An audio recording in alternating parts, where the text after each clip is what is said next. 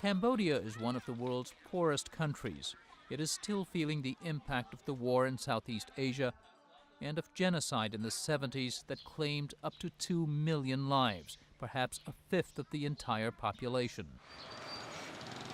About 8 years ago, Cambodia began a comeback, centered largely on making garments for the American and European markets. Clothing exports now bring in about 80% of Cambodia's export earnings. But all that could change beginning in January when a new free trade system takes effect. January 1 will mark the end of an elaborate system of quotas, first designed to protect U.S. jobs, but which also guaranteed Cambodia and other nations space on American clothing racks. Sebastian Tunison is a business professor at the University of California, Berkeley. It's not one quota per country. It's in fact one quota for each type of garment. So there's quotas for socks, there's quotas for pants, for shirts, and so on. It's actually a very, very complex set of numbers by the time you're finished. I think it's well over 1,000 different limits when you look at the number of countries and the number of garments involved. The end of the quota system is welcome at retailers like San Francisco-based Gap. It imports 1 billion pieces of apparel from 50 countries each year for its Old Navy, Banana Republic, and Gap stores. Gap's Dan Hinkle says quotas have complicated life for the company's buyers. You might have a product category that you would ideally like to place with one vendor, one factory, but maybe because of quota restrictions you have to split that order apart.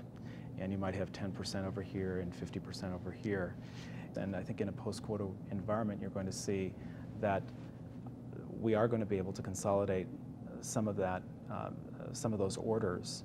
And overall, I think that will lead to greater efficiency. It is also expected to lead to major changes in where clothing is made.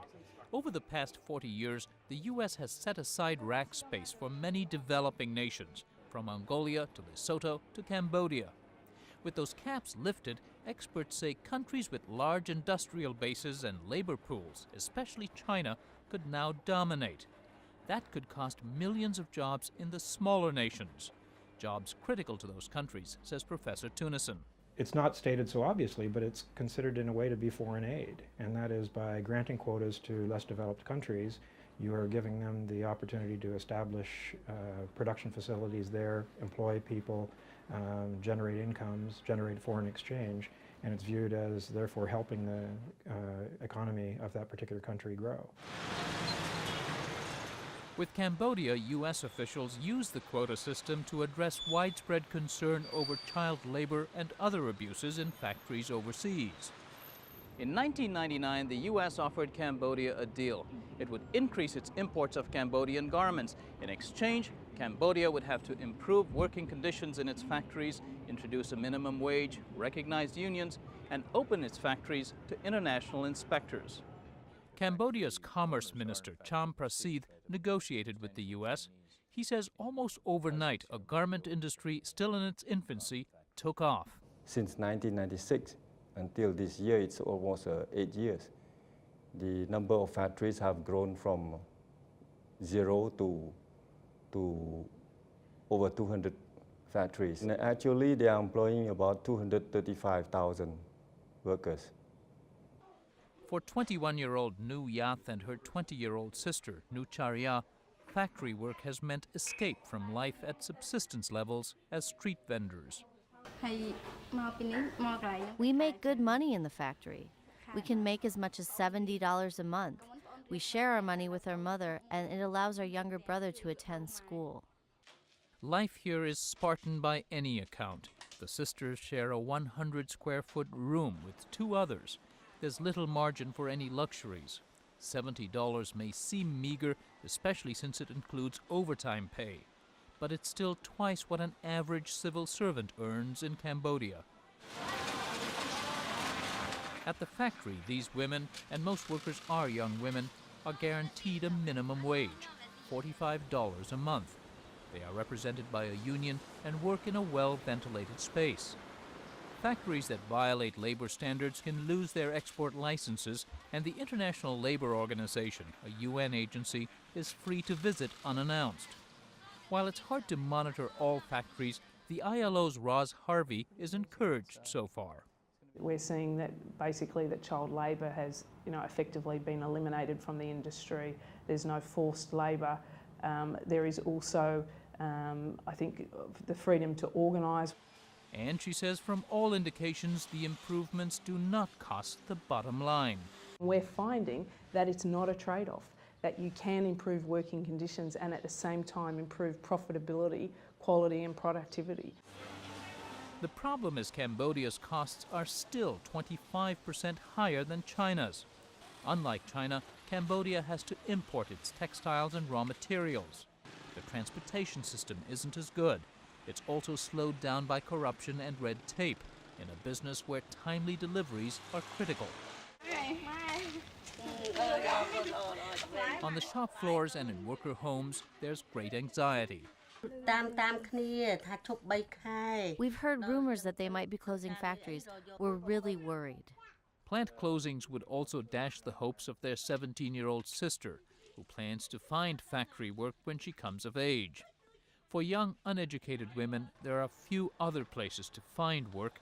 For many, commercial sex districts are a desperate last resort.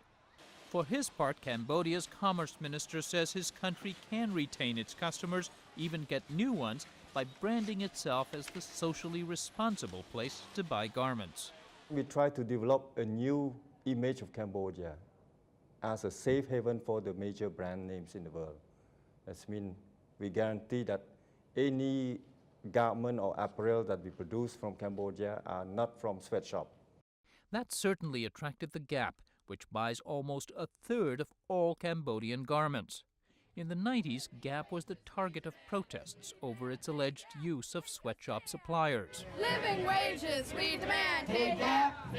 Gap acknowledges there were and still are problems and says it's working to police factory conditions. It has a staff of some 100 labor compliance inspectors.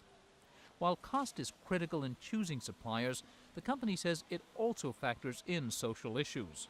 So Dan Henkel, who is vice president of compliance, says in recognition of its progress, Gap will continue to do business in Cambodia. We are making an investment in this.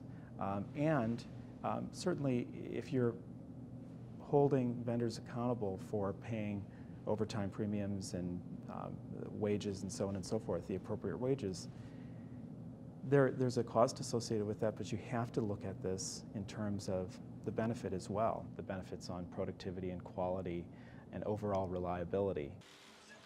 Several other retailers who buy in Cambodia have said they plan to continue. The approach may also carry a positive marketing message, but UC Berkeley's Tunison wonders how long the buyers can keep their pledge. In the short run, those are probably honest statements, but in the long run, the realities of the marketplace may force them to reconsider it. If the competitors who have moved to China as their sole source of supply are able to undercut them in price, then they may have to do so as well.